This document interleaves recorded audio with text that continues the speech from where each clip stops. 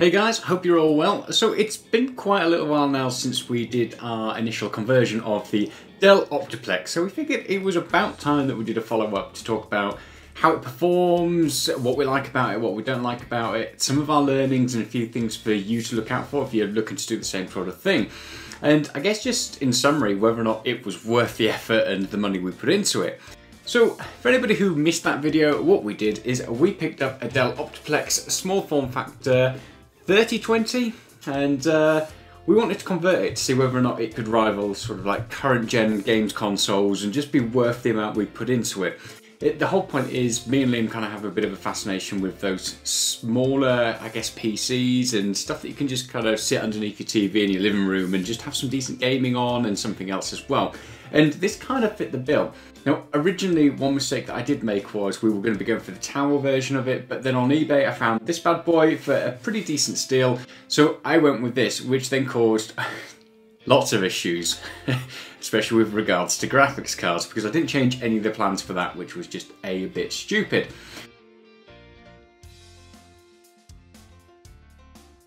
So what did we get and what is in this at the moment? So this is a Dell Optiplex 3020 small form factor, as I said.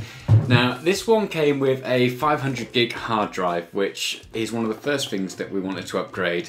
It also has 8 gig of RAM and a 4th gen i5 processor. One of the first things we put in there was an NVIDIA GT 1030 in there, and it does the job. It doesn't need any external plugs or anything like that. It just draws power from the motherboard, which is really handy considering this thing has a frustrating power supply unit that you're not really going to be able to do much extra with, so that's worth bearing in mind.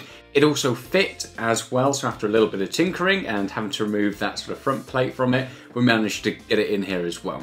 The other thing that we did is we pulled out the DVD drive from it and we got a sort of like drive adapter which goes into there, and it allows us to fit an extra SSD. So we've got the original 500 gig hard drive in there, but we are booting from a 240 gig SSD.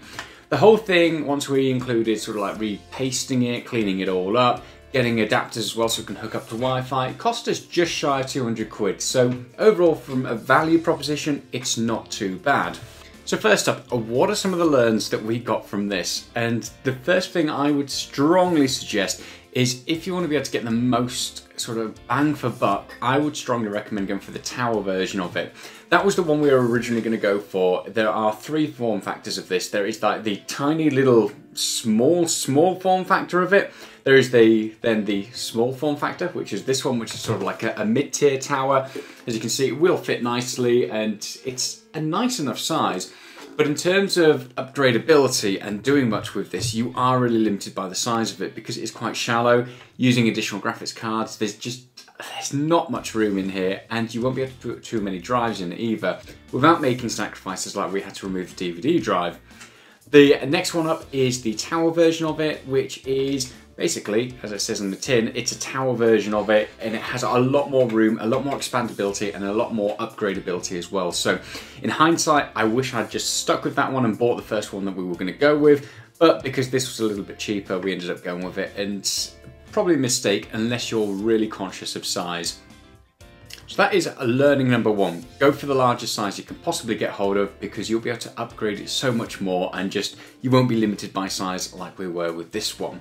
So how does it perform? And actually it performs a lot better than we expected. So after we played about with it and we had to kind of get bits in there and remove certain parts that just didn't fit, it just booted up and it worked as we'd expect. The one thing that we would suggest is once you get going, don't dive straight in like we did. Very impatient, and we thought, you know what, let's just load up some games. We just hadn't updated any of the drivers or any of the graphics drivers, and it just... schoolboy error. But once you kind of get it going and everything's updated and everything's running, it works really well. Booting off the SSD makes a massive difference. First time around when we're using the hard drive just to kind of get things going and test it out, it was extremely slow, and God, you don't miss those days. So one upgrade we would definitely recommend is ensure that you're going to be booting off an SSD for this thing, because otherwise you are in for a world of pain. In terms of gaming performance was alright. It wasn't anything to write home about, and like we said, we were really going to go for that sort of current console gaming performance and see whether or not we could get anywhere close to it. And Admittedly, I would say we fell short of that. We didn't get the graphics fidelity that you'd probably want from something like it, and we didn't get like the additional frames per second or anything. So although you get PC gaming on this and there's other things you can do with it, the performance wasn't brilliant. But here's a couple of examples to show you and give you an idea of what that performance looks like and how it works. Okay, so first if we load up some Destiny, just to kind of give you an idea of how that runs.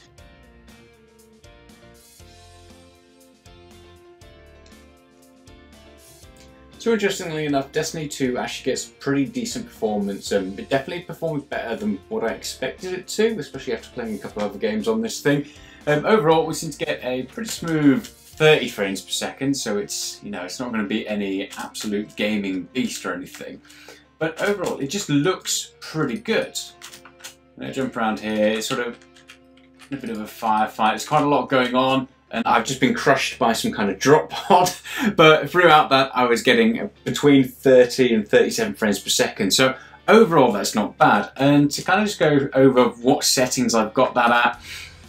Boom. So we go to a video here. So it's running at 1080. Which some of the other games have had to drop down to 720 just because the thing couldn't really keep up with it.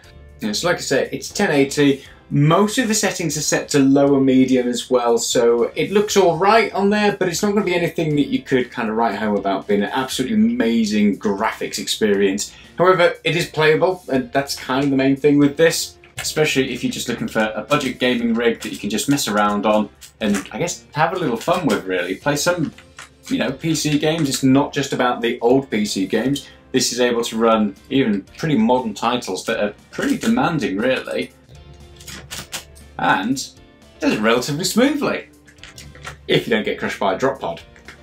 So next one to load up is a little bit of Doom, just because it's a pretty well optimized game and you'd kind of expect it to run half decently on here. First time round when we took it out for a spin, when we first got this set up, we kind of got really mixed performance from it. So now that all the drivers and everything else is just up to date and it's been running for a little while, we'll see how it performs.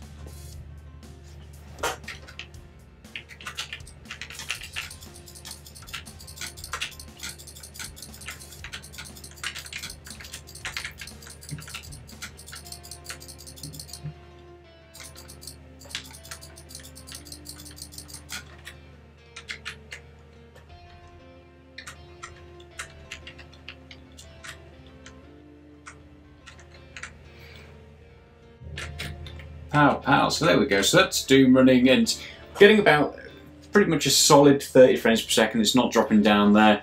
Settings wise, okay, so weirdly we are running at high settings, which doesn't seem quite right. So let's just drop that down to medium. One thing I definitely noticed is the Optiplex right now, the fans are ramping up massively on that. So see what happens. There we go. So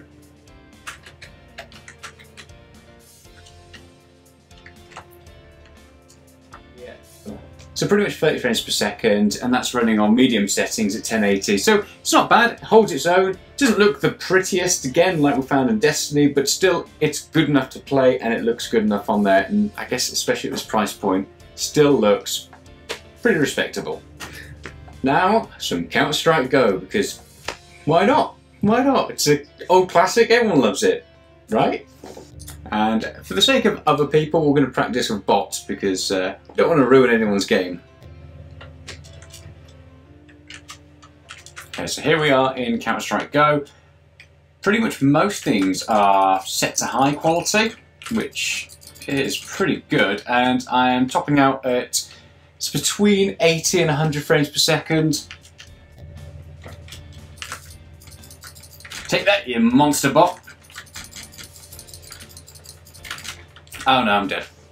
So yeah, between 80 and 100 frames per second on that. Now, bear in mind that obviously we're not online or anything else there, and we've got things like shadow quality turned down to lower settings, but model textures all set to high. It's running at 1080, and actually the performance there is really good. It's probably out of all of them, it's the best looking game in terms of graphics, but I guess it has a lot less going on as well because it's obviously a competitive online multiplayer game. But yeah. Actually, Counter-Strike Go works the best out of them, but then you would expect that.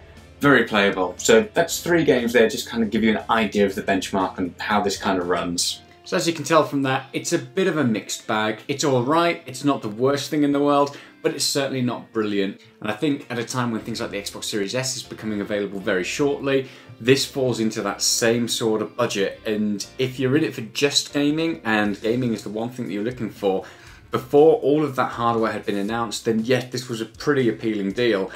But now that things like the Xbox Series S is going to be becoming available, that's probably the thing to be going for. As I said at the beginning of the video, if you can go for the tower version instead, then you will be able to push this for a very, very similar price. You could get something like the GTX 1050 Ti, and that's going to give you a much better performance than what we got with this. And that was our original aim, but unfortunately, somebody saw a deal and went for it, and we ended up with this. So where things become a little bit more complicated is if you're not in this just for gaming. So if you're somebody who's just looking for a decent enough PC that's going to be able to run most applications and do a bit of casual gaming, then this thing becomes so much more attractive. Like I said, at a £200 price point, that's actually really, really good.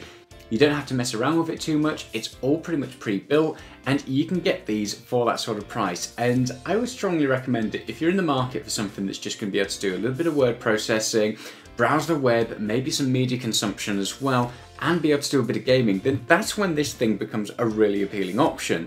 Again, you could go for the larger form factor, but actually this in sort of like your media unit, it's a decent enough size that you can just pop it underneath your TV. Like I said, do all of your media as well, but do a bit of casual gaming and then some work as well. So overall, I'm actually really impressed with it in terms of that aspect of things. So normally, if you wanted something that's going to give you all of that, you're going to be paying quite a bit more, or you can go for something like a Chromebook instead, which then loses out on that PC gaming aspect of it. So it's a bit of a jack of all trades. It can do pretty much most things. So like I said, web browsing, media consumption, a bit of PC gaming as well. It can do all of those things, and it doesn't do it absolutely brilliantly, and I guess you wouldn't expect it at this price point, but it delivers a pretty admirable job. So I guess in hindsight, would we do it again? And is this something that I would recommend buying? For us, it didn't turn out the way we wanted it. But again, that's more because we ended up with the smaller form factor instead of going for that large tower. Like I said, if you're somebody who just wants something for media consumption, a bit of web browsing, and a little bit of gaming, then this could be the perfect package. And especially as we get closer to Christmas and stuff like that. If you've got kids who want to be able to do a bit of Fortnite and other PC games and stuff like that, then actually, this could be a really appealing package. It means you're not having to break the bank and buying something.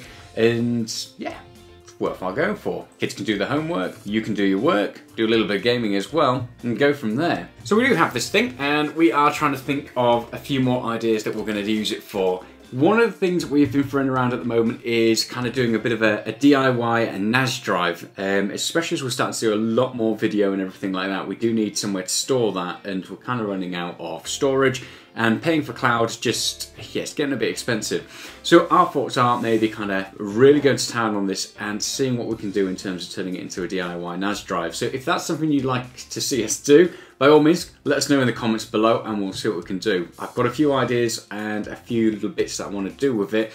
So if you've got any suggestions that you'd like to see us do with this thing that don't involve it being a NAS drive, let us know and we'll explore those. But if you're interested in the NAS drive concept, again, let us know. It could be an interesting thing, especially when you start to look at how much things like the Synology NAS drives and things like those cost.